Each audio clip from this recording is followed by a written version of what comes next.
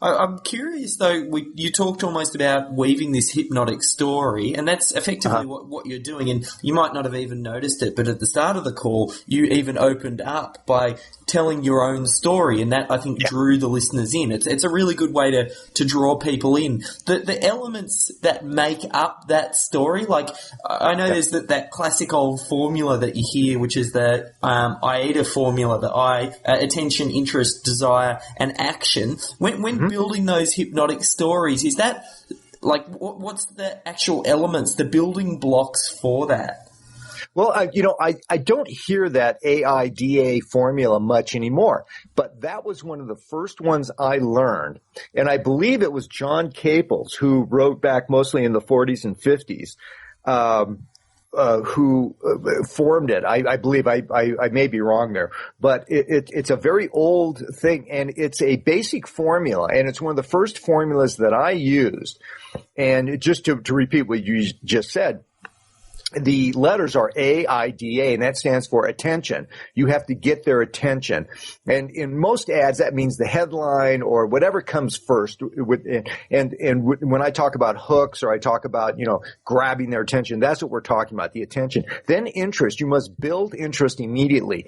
The formula AIDA, or AIDA as we call it, is mostly about the first half screen page for if you're writing, say, a letter, or the first minute if you're doing a video sales letter. So you're grabbing attention, and you're not sharing information. You're grabbing attention. You're finding some common ground, or some curiosity value, or something that's going to make the listener go, "What?"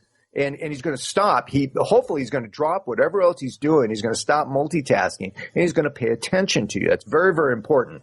By the way, just as a side tangent there, most video watching, movie watching, most reading magazines, even reading books, that's a passive behavior. It's like information goes in, kind of settles in your brain for a short time, then leaves. You don't have a lot of retention. There's not a lot going on. As a marketer, you need to take your prospect out of that passive state and get him into an active state, because, like the last letter in this AIDA formula, you're going to ask for action. When you watch a movie, the movie doesn't ask for action. It's entertaining you. It just, you get to veg out. When you're reading a book or a magazine, it's not asking you for action. When you're reading an ad, or you're watching a video that is actually going to try to get you to click on a link or try to make a decision, you have to be in an active state. So let's go back to that AIDA. The first letter A is attention. Next, it's interest. You have to build the interest.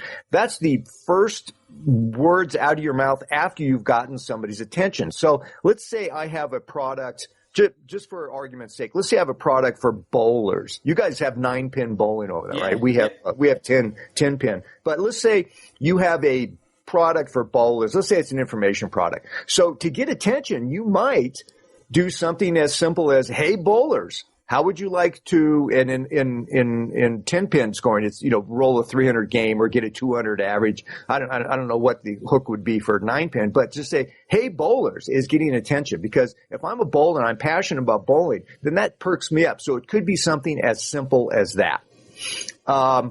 That's getting attention. Now, building interest, then you would say something like, "Hey, bowlers, how would you like to add 50 pins to your average in 3 days without changing the way you bowl, or without going through any painful body re-education process, just using a couple of secrets from a professional who won the bowling tour 3 years in a row and has since been secretly teaching other professional bowlers this stuff, for thousands and thousands of dollars, ... So that would be building interest. That would be finding out by knowing what the guy is passionate about. He's a bowler. All bowlers want to get a higher average, so you start getting into that. That would be the attention and the interest. That all takes place in the first couple of sentences that you're laying out there. Now, the third letter is D, and that's desire. And by building desire, that's where you really start kicking in the salesmanship. You start saying, how would you like to have this? You could have this tomorrow. Here's what you'll get when you buy this product. I'll show you the secret of doing blah. I'll show you 6 different ways you'll solve the problem of blah, blah, blah for this and that. And you start making a storyline in my head where I am now not the blundering bowler who's lucky to get a 150 game, and I'm kind of embarrassed when I go out and I always lose bets with my buddies and stuff like that. I am now envisioning this pretty picture in my head of me being the guy who wins all the money on the bets, who is the guy that other people whisper about behind my back when I walk in. Hey, there's that guy that bowled that 280 the other day, blah, blah, blah. So so that's building the desire. Finally, the A we already talked about is action. That's what separates the men from the boys, the losers from the winners, the also-rans from the spectacular successes. Action. Actually get people to act.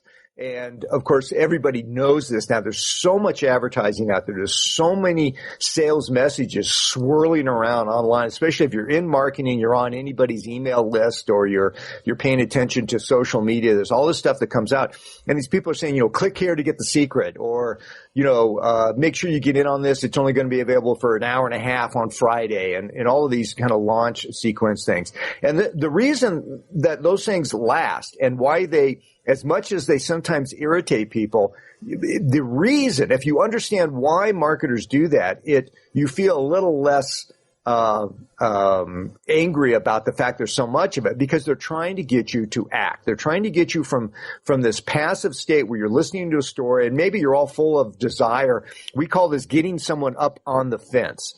You got to knock them off the fence. They can't be saying, well, that's a pretty good product. And, someday, maybe down the road when I got nothing else to do, maybe I'll even buy that. That's something I really want to do.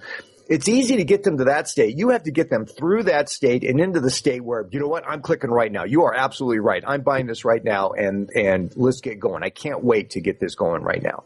So that's the ACT thing. So that's AIDA in a more, thoroughly explained part.